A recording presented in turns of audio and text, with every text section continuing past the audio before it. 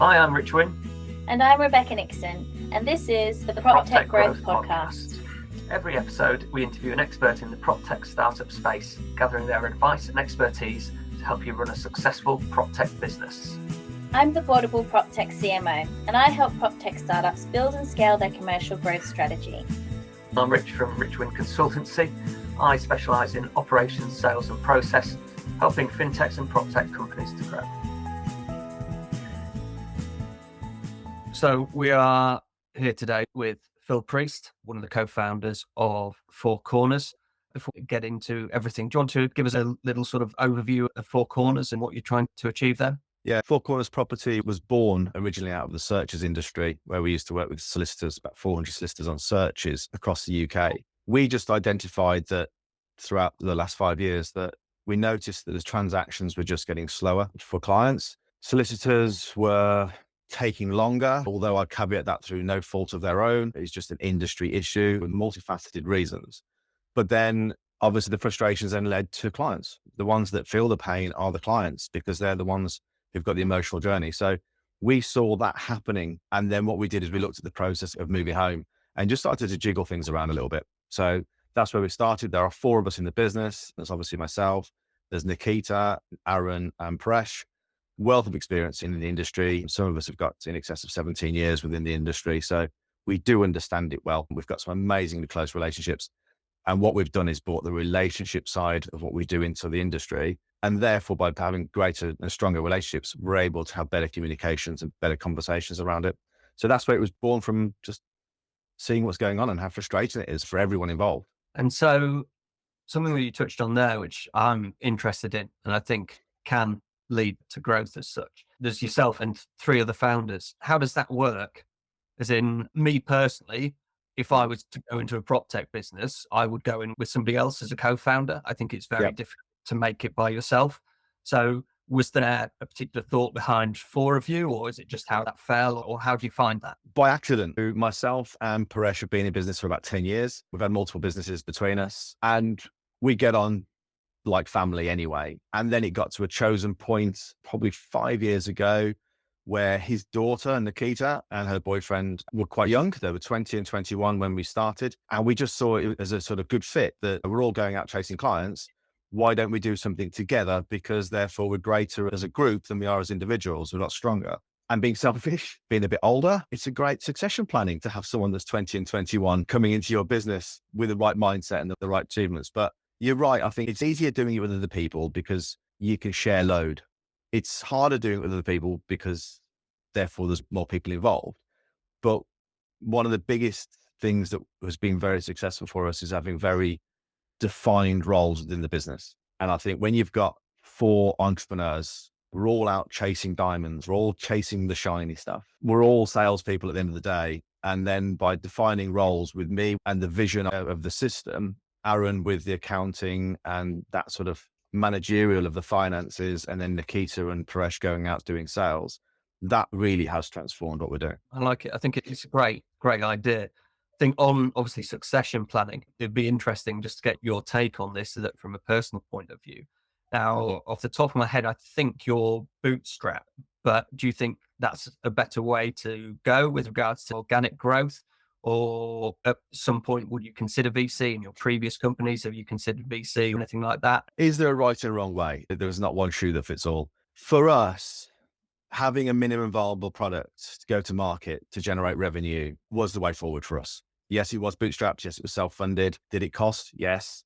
But for us, it also gives us that driver that it's our money. We've got the vested interest in pushing this forward because it's our investment. And also it's the ownership and control. As soon as you get a VC, you're relinquishing control of a percentage of your business and you've got someone to answer for, which can be a good thing because it keeps you accountable. For us, we don't want someone coming into the business that is not in property. So if someone came to us and said, I'm in property, I've got mortgage advisors, I've got estate agents, I've got solicitors, I've got clients that I will bring with me and money, that to me is the perfect shoe. That fits like a glove. Do we need cash? Yes, cash is great because your development can move at a faster rate. But at the end of the day, a company is all about customers. And if you've not got a customer base, you haven't got a business because you haven't got any revenue generating. From that point of view, I think customers are more important. So we've ended up with the growth shares. So therefore, people with a large user base that are doing volume can actually have a small share in our business for free, as long as they're generating instructions and referrals, which is itself a self-funding philosophy around us generating revenue, us getting investment at the same time as having a user base and a user client. So we're growing with it being funded by user access through our system. That's a really interesting way to do it. Well, where did you come up with that? Was it just something from a previous life, or it came to you? Paresh, one of the major benefits of having people within the business is people come with ideas, and ideas are key. People will come up with ideas, people have different views. I'm not going to say that your views are always right, because it's not. And I think that's always the hardest part of being in business with 3 other people. You get voted out. And I've had many, I wouldn't say arguments, but discussions with them where I felt quite strongly around this particular thing. But sometimes you just got to suck it up and go, I've been voted out. It is what it is. So we'll go with it. And if it doesn't work, you go back. And I think that's any business, any relationship. It isn't set in stone. You do one thing, if it doesn't work, you do something else, and being flexible. I think some people, when they start a business, they will write a business plan that's 40 pages long, and they will literally stick to that business plan and not move and not pivot, when actually their industry and the clients are telling them to pivot. We don't have a business plan as such. We know where we want to be. We've got a clear goal of what we want to do, but that deviates every month. Something else will come along and that's brilliant, or it's not. And then we'll redesign what we're doing and move forward.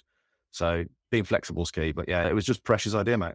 Just literally one day and said, why don't we look at doing this? That's good. Really good. And obviously, like you say, customers are key, and the introductions, again, are massive, from my opinion, in any industry, any business. So to do it that way is great. And again, people with slightly bigger businesses who want to keep the staff, they obviously offer share schemes and things like that. There's no reason why the other way around. So I really like that. I think that's great. £1 million or 1 million customers? Which one do you want? Yeah, 1 million customers. Yeah. Every time. What a really strong takeaway. I think that's so interesting, because I'm not saying this to poo-poo anyone else's way of doing business, but the trend seems to be on the PropTech space is the startup mindset, which is bootstrap until you can get just enough customers and just enough of an MVP to get that VC funding in, then use that to grow your business. And what I'm hearing from you is you're taking a really different approach, a different model, where you are being so customer centric that you are not even looking at that for the time being. And you're fully focused on your customers, adding value to the business and getting value from the business in a very close symbiotic relationship. Would you say that that's your approach? I think there's another caveat around what you just mentioned, is that some people will come up with an idea, they'll do a slide deck, they'll raise £250,000. And I've been involved in a business. It wasn't my business. I was involved in a business a few years ago, raised £250,000. It was a really good idea. Still got no customers. Right. And now no money. And it's probably burnt through way more than £250,000, which £250,000 in our business would be great.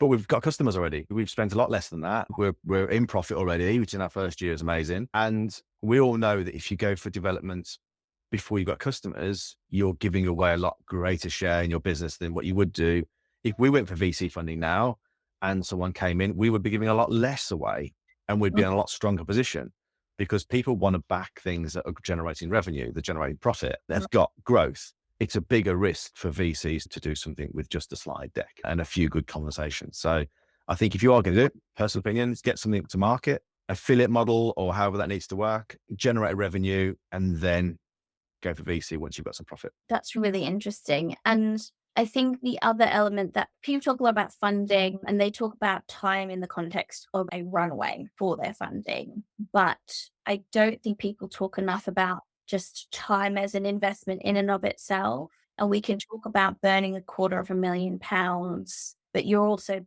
burning however many years of your life trying to build a business that may or may not be viable. In terms of your own growth as an entrepreneur, is there something to that as well with regards to valuing your own time? I heard a really good phrase in regards to hiring, is that you hire slowly, but you fire fast when you're recruiting. And I think that if you're looking at businesses, we all know the percentage of businesses that fail. It's astronomical. Not just in the first year, but in the first 5 years. I'm not saying we're winning, because we're not. We seem to be doing quite well. And we've got some stats behind what we do, which means I think we're doing all the right things. But I think you can get to a point, and then there is a VC element that has to be. If you want to get to that next major scale, which would be turning over 10, 20 million pounds a year to get valued at 100 million pound value, then that needs investment. It's very difficult to do just with revenue alone. So I Sure. think there's a sweet spot. But again, how many businesses could you start with $250,000? You could probably start 10 with a bit of tech. One of those will work. In fact, probably 5 will work. 3 will be brilliant. 1 will be amazing. 5 will just be duds. So there's a risk element, isn't it? Speak to the right people, get some clients on, find what works within the industry and try and automate something. If you can automate something within industry, people will be interested. If it's a time save, if it increases profit, that's quite important. If you can generate something and get some leverage, get some buy-in, then you've got a business. And then it's about scalability. Just coming back to Four Corners as the business, obviously you're looking to speed up the conveyancing process. Do you want to tell us a little bit about your product and how it works? Okay. So as I mentioned before, we were involved in searches many years ago. Search turnaround times vary within the industry. They can range from 2 days up to 10 weeks. Sometimes they can be 6 to 12 months, depending on the council. And there's a lot of issues with the councils. Not always their fault. It is one of those things we have to deal with. But I suppose in the industry, as a rule, we've got a 42% fall through rate of transactions not completing. And we've seen that this year. Average completion time in the UK is benched at 23 weeks from offer to completion. That's telling us that we're something around 120 to 130 days. So again, not great, but still not bad. 4 months. It's not exciting. So if we go back to 2016, we had a transaction time turnaround of 12 weeks from offer to completion and a fall through rate of 20%. So 12 weeks and 20%, 2020, 23 weeks, 42%. So the time frame has doubled, but the fall through rate has doubled because the more time you give people, the more chance they have got a change in their mind. So we basically moved some products around in the industry. We worked with estate agents and mortgage advisors to get buyers to tie themselves into the process. We got them to order products up front. And by doing that, we have seen 100% of buyers not pull out this year through our products. And we've seen an average turnaround time or completion time of 79 days, with our fastest being 58 with a mortgage. That to me is key. One of the biggest things for us though is the updates, the relationship with the updates for the solicitors, with the updates we're giving out to the referrers. That's been key. What I realized yesterday while I was driving, and you always get these crazy mind things when you're driving, don't you? You think I do. At least you're nodding, Rebecca, so that makes me feel happy. But actually, I've just realized yesterday that by using that system, we're actually increasing, and I need to do the numbers on this, but we're actually increasing revenue for conveyancers without any new staff. And it's really quite simple, is that if the average completion time is 23 weeks, in the UK, that means the solicitor is only doing 2 cases a year or refreshing those cases 2 times a year. The average solicitor does 70 cases at any one time. So if 23 weeks is average, they're doing 140 cases a year-ish. Just really rough numbers. We're doing 79 days. Now, I'm not particularly good at maths. So I need to go on my calculator, but I know that 79 into 365 is a lot more than 23 weeks into 52. So simply by using our system, not only is the estate agents being paid sooner and the mortgage advisor being paid sooner, and the solicitor having less stress and less phone calls, and they're able to then rehash more files, but the clients are moving in sooner as well. So it really is a massive win. I was only thinking about it from the estate agents and clients' point of view and the mortgage advisors. But my realization yesterday, we're actually making solicitors a lot more money because they're doing more work in a year. But the alarming thing for me is when everyone looks at solicitors and they complain about the lack of updates, what they fail to realize, and I did hear this on a podcast, the average solicitor handles 70 files live at any one time. They receive on average 6 phone calls per week per file. That's an average of 420 phone calls a week asking for updates from solicitors, estate agents, mortgage advisors, and clients. I couldn't do any work if I had 420 phone calls coming in. No. How are the solicitors expected to do that? I think people know that if they want their sale to go through quickly, they have to be a rock in that solicitor's shoe. That's the mindset as a buyer or a seller, that you have to be the most annoying person to that solicitor and just be on them all the time, because that's the only way you're going to get it done in a timely fashion. And nobody wants to be that person, and nobody wants to be on the receiving end of that person. But if that's the way it is, that's the way it has to be if you want to get anything done efficiently, which is awful for everyone involved, particularly in the UK, where politeness has a lot of value in this society. Not being a nag and not being a pain is very high value, socially speaking. So the amount of stress emotionally and mentally that this puts on everyone involved is seemingly really unnecessary. And it sounds like you've got a solution that solves that problem for a lot of the people involved. As you go through life, you pick up phrases. And when I was in Sydney working for some blue chips, we had a major outage for one of our clients, multinational client, and all their systems went down, which meant from 6 o'clock in the morning until it was fixed, every 15 minutes would have a phone call because it was a critical outage. And the techies came and said, "What's going on?" They said, "Oh, I don't know. We've not got an update." I said, "That's your update." He said, "But I don't have an update." I said, "You're missing the point. Your update is you don't have an update. But what have you done and what are you going to try next?" And he came on the call and said, "I've got no update, but I've done this and I'm going to try that next." Okay, fantastic. Client went away happy. It's 15 minutes later, same phone call. But I've done all these things and now my next thing is to try this. And actually having no update, but you're told there's no update, but what has happened and what is coming is an update in itself. Yeah. And when we then apply that to conveyancing and the solicitors don't give an update, generally because there is no update to give. Now that might be we're waiting on a survey, that can be 3 weeks. We're waiting on a valuation, that could be 3 weeks. We're waiting on a mortgage offer.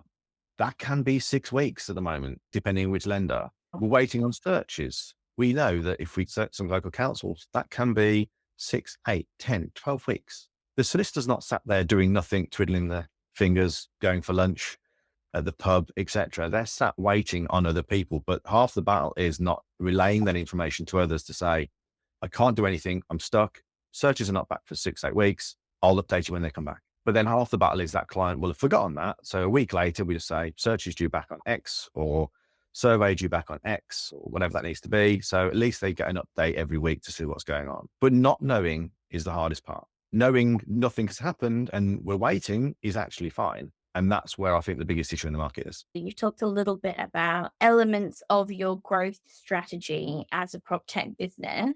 Yeah.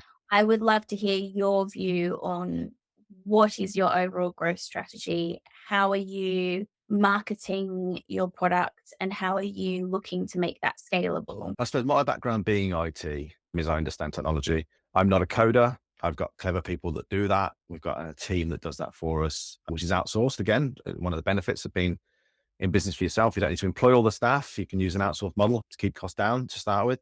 So we've got a partner for that. But the property industry will not be resolved by one company. And there are a couple of companies out there that want to control the whole thing. They want to dominate. They literally want to do everything from solicitors to estate agents, a whole lot. The issue with that is it's like anything. Not everyone likes the same. Some people have their own preferences for everything in life. We don't always drive the same car. If it did, there wouldn't be any competition. So when you've got companies out there trying to dominate, what that does is create islands within the industry, which is where friction can happen, frustrations can happen. For me, the integration across multiple companies is important. You've got some really clever guys doing some really clever stuff in the industry where I think there's going to be some major benefits of partnering with those guys. So we're going through the partnership route, going through the integration route, where we can see someone doing something brilliant. We won't go and develop that tech. Yeah. Because if they're doing it really well, why do I want to go and spend X amount of hundreds of thousands of pounds developing something that they do really well? I'd rather partner with them, do a profit share, make a little bit, but more importantly, end up with a partner that's going to then sell both of us into a company like we would then go and sell both of them. So therefore you're duplicating effort or duplicating exposure with less effort. So for us, it's all about integration. To inventory base, and we've got Dashley. We've got a number of major players that we're in conversation with at the moment where partnership is going to be brilliant for us because we do get going into lots of estate agents for that individual's product and we just partner with them and we work well that way. I think there's a lot of really good people in the industry with some brilliant ideas that I think as soon as someone says, "I want to do it all," or "I'm going to develop the same as what you've got," it's quite a blinkered view on growth. To summarize, then you're talking about firstly, focusing on your customer. Secondly, focusing on your area of expertise rather than trying to be everything to everyone, just nail your thing really well. And thirdly, building really good partnerships and relationships and integrations with products that are serving the same customer base as you so that you're not having to actively long tail market. You're focusing on those high value relationship driven buyers. Would that be a fair summary? Yeah, absolutely. We do a huge amount of growth through recommendation and obviously we do some marketing as well, but partnerships are key. You get some brilliant ideas from working with some people. I had a phone call before this with a mortgage advisor walked off the call and some of the things he told me, I would never have thought about. It's not going to make any difference to my products, but you're learning all the time. And there's some very clever people out there, much cleverer than we will ever be, that are doing some great things. I think for me, the biggest key was to find something where you can make a difference and automate it. If you can find a business where you can system and automate it, that's a good start. Because if one person likes it, the chances are more than one's going to like it. And then grow from there. But have fun with it. Every day is a good day. Every day is a school day. So move on with it and enjoy it. And I've learned a lot on this call as well. It's been a good old call. But yeah, it's working with the right people. And that goes down to business partners as well. I think that's a huge key. Having the trust, having each other's back, agreeing and disagreeing, but knowing full well that all of you are in it for the same reason. That's gold dust. And I think that's where sometimes why people would be worried about starting a business with someone else, because it is difficult to find that right people or person. But so once you do, it makes life a hell of a lot easier. It means you can go on holiday, right? If you're the only person running the business, you're not going to go on holiday. So, I mean, you've got people around you that can pick up slack, but also you're held accountable. That's also key. It's easy enough to go and play golf every day, trust me. But when I've got 3 other people telling me I shouldn't be, then you do more work. What's your handicap? 6.8. 6.8. I've spent too much time playing golf.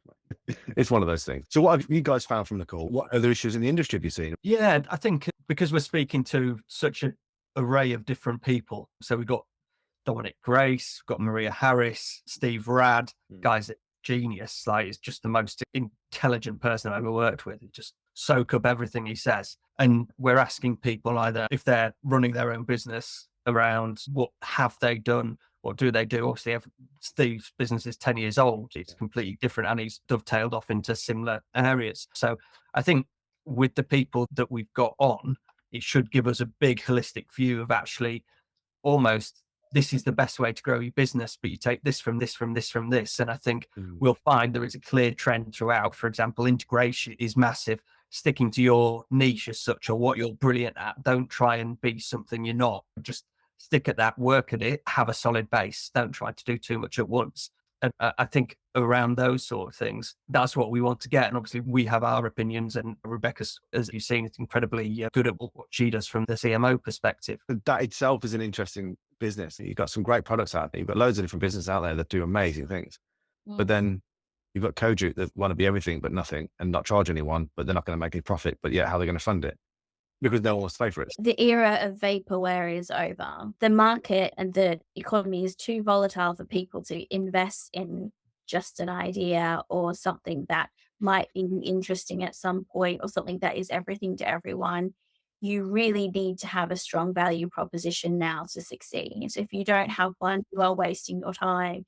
So people need to stop chasing that pipe dream and actually chase sustainable revenue, sustainable growth, and really strong value propositions that just make life easier for people. Like you say, find something and automate it. That is the quickest, simplest way to add value to a business. So the value that you're adding will produce revenue for your business. You're not just making shit up. You speak to people that say, I'm going to get a developer and I want to create this. And I'm like, but why don't you just go on Monday.com and pay £14.99 and learn how to use that for a bit and automate stuff through there. They create pages and documents and landing pages and stuff.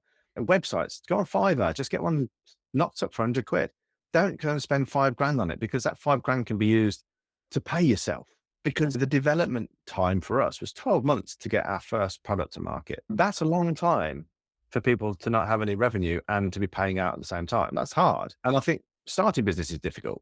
It's always a risk. People don't really see the hours that you're doing. They don't see you logged on Sunday morning. They don't see you logged on on Saturday. They don't see you this morning logged on at 6 o'clock sending updates out. They see me playing golf because that's great. They see me on the golf course with a phone in my hand, taking a little selfie, some great views, but they don't see that I was up at 10 o'clock the night before getting updates out. So I think if anyone that's going to do it is to understand just how long it can take to get something to market, but utilize products that are out there that you can pay monthly and cancel to get the system to a point where you think, this is now something I can build, completely transparent. We've got a system in our business that we use Monday for every day. And the reason we're doing that is to make sure it works. Because for £14.99, if it doesn't work, I don't care. We've probably edited and changed that process 4 or 5 times. Then once that's working, I will then digitize it, make sure it does all the right things, all the notifications are coming out, all the updates coming out, the emails going to the right places. All of those processes are working, and then take the plunge. So yeah, you're using existing platforms to create the sort of automations and processes that you want to sell as your product as a testing ground to make sure it's viable. And then once you know you're happy with the process, then you might go away and build it on your own platform. But for the time being, use what's already there and available and automate from there. Architects don't go and build a house. They'll have a little model they'll have made out of matchsticks first, or they'll have come up with a design. And if you look at any new developments, they'll have it all built. Now, it will cost X amount of thousands, but they'll have had it all built out with the road systems, and everything will be built from a miniature version so that people can walk around it and make changes before they commit to it. Yeah. What's the difference with what we're doing? We're creating little miniature models of IT systems that sit in the background, generating revenue. That revenue then pays for its own development. Very interesting. I'll tell you what is an interesting product that's just come out. Street. Have Yep. you seen it? I've heard of it. I think they've got something really good. They've opened integrations already, and what they can offer as a CRM is fantastic. I know obviously Repit, lots of integrations, and it's an interesting one, Repit, because they haven't tried to make Repit any better. They've just brought in all the best bits from the companies, as we've just been saying, and then it's almost moved forward like that as an old system, but it works because it's got everything new coming into it. But a couple of people who I spoke to last week who are pretty high up in the industry were both like, look, if I had to take a CRM now, I would take Street over Repit every day of the week. And so I think that's going to be an interesting one, because I think they are actually going to try and either through integration or through copying what's out there. Again, I'm not sure where their money's from. Well, I don't know where their VC backed, but that's going to be interesting, because I do feel that they, if anybody at the moment, is going to not disrupt the industry, because I don't think there needs to be any more disruption. I think that, like you say, there needs to be integration. What more can you actually do? But I think that's going to be an interesting one to watch going forward and see where they go with everything. You never want to be first to market, because that's really hard. You always want to be second or third or 10th, because you'll see what they've done and then make it better. And we're no different. There's loads of people do what we do. But I think with my IT head on, you've got the likes of Repit and you've got some other technology. They generally sit on PCs. They have been around since pre-cloud days. It's very difficult to move from a server-based system into a cloud. Now, they have got a cloud functionality, but it's such a big beast that to re-engineer that would be huge. And I suppose the only comparison I can give you would be Xero versus Sage. Sage just ignored the fact that Aussie company came along called Xero and went, we do all this in the cloud, do your own accounts, save yourself a load of money. And Xero went like that. And Sage said, it'll never work. And they never did anything. They then released Sage 1, which I've heard is horrific because they didn't foresee it and they didn't go with the times and change. So yeah, they've lost a lot of market share. And I think that's the fear. It's the fear where people will not move with the change. But that's the problem with being in a big industry, a big business, is sometimes it's very difficult to move, very difficult to change. Right Move, as a prime example, they've been dominant for a very long time. And now we've got a couple of newbies come along that have got more adaptive technology because the technology that they've developed on is newer. So it's a lot more flexible. And Repit will be in the same boat where they've got a very good system. It's very stable. It's done all the right things for many years, but along the way, there's got to be improvements and technology changes. Otherwise Street comes along, but it's difficult to stop that because new technology is happening all the time. And it's an expensive game to constantly redevelop tech. But I suppose now we're on the cloud, it makes it easier. Yeah. I think anyone pre-cloud is going to struggle. And that's where it's going to be very hard. So what are you seeing in the market, Rebecca? What cool kids are coming along these days to do some disruptive stuff? Honestly, I think this is going to sound really old fashioned, but I'm speaking from a lot of experience when I say the coolest, sexiest new AI product is not what disrupts the market. And if we're talking about disruption in terms of rapid change, that's what we're really talking about, and business impact. It really is the small, simple, we've automated this back office process. We're doing this thing that is usually a boring, cumbersome paperwork thing, and now it's automated. We've taken something that needs to be done on spreadsheets and it's now being done on an online platform or an app. Those are the things that are really interesting because they have such a real instant business impact on the clients that adopt these solutions. And you can have all the coolest big tech, exciting solutions in the world. They're expensive. They're complicated. They take ages to implement. You need a whole department of innovation experts in your enterprise organization to test it and make sure it even adds value, which can take years.